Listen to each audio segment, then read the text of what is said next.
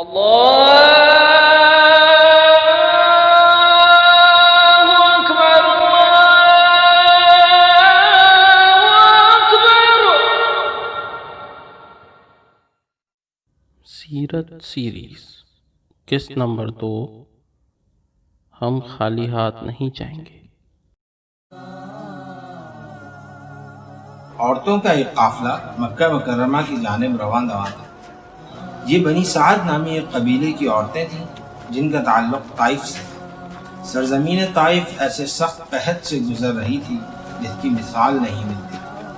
قافلے میں ایک خاتون ایسی تھیں جن کی حالت فقر و فاقے کی وجہ سے نہایت ہی پتلی ہو چکی تھی۔ ان کی گود میں ایک بچہ تھا۔ کمزوری کی وجہ سے وہ اپنے بچے کو ٹھیک طرح سے دودھ بھی نہ پلا پاتی اور وہ مارے بھوک کے ساری رات روتا رہا۔ ان کا نام حلیمہ تھا اور سعد کے خاندان سے ان کا تعلق۔ سواری کے لیے جو خچر اور اونٹنی ان کے پاس موجود تھی وہ بھی بے انتہا لاغر اور بے حال سی تھی۔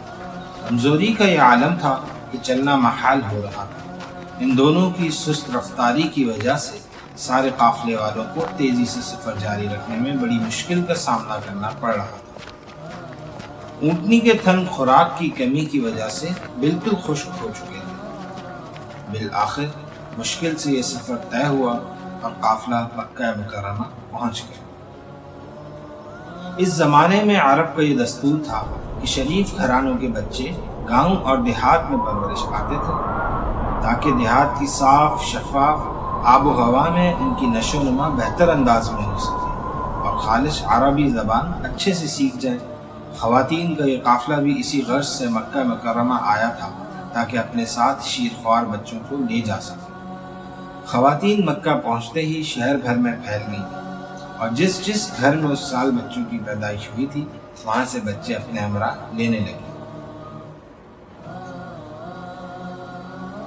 مگر جو بھی جناب نبی کریم صلی اللہ علیہ وسلم کے گھر پہنچتی اور انہیں یہ معلوم ہوتا کہ آپ تو یتیم ہیں تو انہیں اپنے ساتھ لے جانے سے انکار کر دیتے، کیونکہ اس صورت میں انہیں زیادہ انعام و کرام کی توقع نہ ہوتی۔ آپ صلی اللہ علیہ وسلم کے گھر دائیاں آتی رہیں جاتی رہیں، کسی نے آپ کو دودھ پلانا منظور نہ کیا اور کرتی بھی کیسے؟ یہ سعادت تو حضرت حلیمہ رضی اللہ تعالی عنہا کے حصے میں آنا تھی۔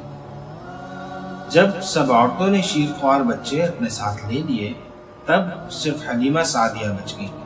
ان کی کمزوری کی وجہ سے کسی نے بھی انہیں اپنا بچہ حوالے کرنا گوارا نہیں کیا۔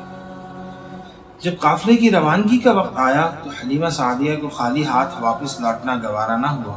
انہوں نے اپنے شوہر سے کہا، یہ تو اچھا معلوم نہیں ہوتا کہ ہم خالی ہاتھ واپس جائیں۔ خالی ہاتھ جانے سے بہتر ہے کہ اس یتیم بچے کو بھی اپنے ساتھ لے چلیں۔ ان کے شوہر نے رضامندی کا اظہار کیا اور حلیمہ سعدیہ جا کر اس یتیم کو اپنے ساتھ لے آئی۔ اس یتیم کی حقیقت کے بارے میں کوئی نہیں جانتا تھا، کسی کو معلوم نہ تھا کہ یہ بچہ یتیم نہیں بلکہ در یتیم ہے۔ یہی وہ مبارک اور باسعادت بچہ ہے جن کی وجہ سے صرف آمنہ اور حلیمہ کے گھر نہیں بلکہ مشرق اور مغرب میں نور ہی نور ہونے والا ہے، جن کے ہاتھوں میں قیصر اور کسریٰ کی خزانوں کی چابیاں رکھی جانے والی ہیں۔ دنیا میں اگرچہ ان کا کوئی سرپرست اور ان کی پرورش کرنے کی اجرت دینے والا نہیں، مگر رب العالمین جن کے ہاتھوں میں تمام زمین اور آسمان کے بے شمار خزانے ہیں اس یتیم کے والی اور سرپرست ہیں اور اس کی پرورش اور تربیت کرنے والوں کو ان کے وہم و گمان سے زیادہ انعام و اکرام سے نوازنے والے۔ اس انعام و اکرام کی پہلی جھلک تو اللہ پاک نے اسی لمحے دکھا دی جب سرور کائنات صلی اللہ علیہ وسلم حضرت حلیمہ سعدیہ کی گود میں آئے۔ جی تو بچوں، کیا آپ جانتے ہیں کہ کیا ہوا جب آپ صلی اللہ علیہ وسلم حلیمہ کی گود میں آئے؟ یکایک ان کی بے پناہ کمزوری بے انتہا صحت مندی میں تبدیل ہو گئی۔ حلیمہ فرماتی ہیں کہ جب میں اس بچے کو دودھ پلانے بیٹھی تو اللہ تعالیٰ نے ایسی برکتوں کا ظہور فرمایا کہ آپ صلی اللہ علیہ وسلم اور میرے بیٹے دونوں نے خوب سیر ہو کر دودھ پیا اور سکون سے سو گئے۔ ادھر وہ اونٹنی جس کے تھن خوراک کی کمی کی وجہ سے خشک ہو گئے تھے، جب انہوں نے اس کی طرف دیکھا تو اس اونٹنی کے تھن دودھ سے لبالب بھرے ہوئے تھے۔ بی بی حلیمہ کے شوہر نے اس کا دودھ نکالا اور سب نے سیر ہو کر پیا، پھر رات بھر آرام سے سو کر گزاری۔ یہ پہلی رات تھی کہ وہ اطمینان سے رات بھر بھرپور انداز میں سوئے۔ بی بی حلیمہ کے شوہر نے ان سے کہا، حلیمہ تم تو بڑا ہی مبارک بچہ لائی ہو۔ اگلے دن قافلے نے روانگی کا سفر شروع کیا اور سب لوگ اپنی اپنی سواریوں پر سوار ہو کر طائف کی جانب رواں دواں ہو گئے۔ حلیمہ بھی اس مبارک بچے کو لے کر اپنے پہلے والے کمزور اور لاغر سے خچر پر سوار ہو گئی۔ وہ خچر جس کو پہلے زبردستی ہانک ہانک کر چلا کے لایا گیا تھا، اب وہ بجلی کی سی تیزی سے دوڑنے لگا، اتنا تیز کہ اور کوئی سواری اس کے قریب بھی نہیں پہنچ پا رہی تھی۔ گویا کہ آن کی آن میں وہ بہت زیادہ چست اور صحت مند ہو گیا تھا، اور کیوں نہ ہوتا، وہ تو تمام جہانوں کے آخری نبی صلی اللہ علیہ وسلم کی سواری بنا ہوا تھا۔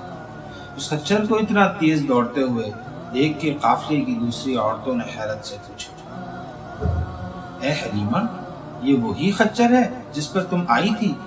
اس وقت تو اس کی کچھ اور ہی حالت تھی۔ قافلہ جب واپس بنو سعد کی سرزمین پر پہنچا تو وہاں سخت قحط سالی نے ڈیرے ڈال رکھے تھے، تمام دودھ دینے والے جانور دودھ سے خالی تھے۔ پھر پتہ ہے بچوں کیا ہوا؟ اللہ تعالیٰ نے یہاں بی بی حلیمہ کو ایک بار پھر اپنی رحمت کا مظاہرہ کروایا۔ حلیمہ کہتی ہیں، میری بکریاں جب شام کو چراگاہ سے چر کر واپس لوٹتی تو دودھ سے لبالب بھری ہوئی ہوتی، جبکہ دوسروں کی بکریاں بالکل بھوکی واپس آتی تھیں، ان کے تھنوں میں ایک قطرہ بھی دودھ کا نہ ہوتا۔ یہ دیکھ کر لوگوں نے اپنے چرواہوں سے کہا کہ تم بھی اسی جگہ جا کر بکریاں چروایا کرو جہاں حلیمہ کی بکریاں چرتی ہیں۔ چنانچہ ایسے ہی کیا گیا، مگر پھر بھی یہی ہوا کہ شام کو حلیمہ کی بکریاں پیٹ بھری ہوئی دودھ سے لبریز آئیں اور دوسری بکریاں بھوکی واپس آئیں۔ غرض یہ کہ حضرت حلیمہ کے گھر میں ہر طرف ہر چیز میں برکت ہی برکت نظر آنے لگی۔ دوسرے لوگ تعجب میں رہے۔ اسی طرح 2 ماہ گزر گئے۔ 2 ماہ ہی میں آپ چلنے پھرنے لگے۔ آپ 8 ماہ کے ہوئے تو باتیں کرنے لگے اور آپ کی باتیں سمجھ میں آتی تھیں۔ 9 ماہ کی عمر میں تو آپ بہت صاف گفتگو کرنے لگے۔ اس دوران آپ کی بہت سی برکات دیکھنے میں آئیں۔ حلیمہ سعدیہ فرماتی ہیں کہ جب میں آپ کو اپنے گھر لے کر آئی تو بنو سعد کا کوئی ایسا گھرانہ نہ تھا جس سے مشک کی خوشبو نہ آتی ہو۔ اس طرح سب لوگ آپ سے محبت کرنے لگے۔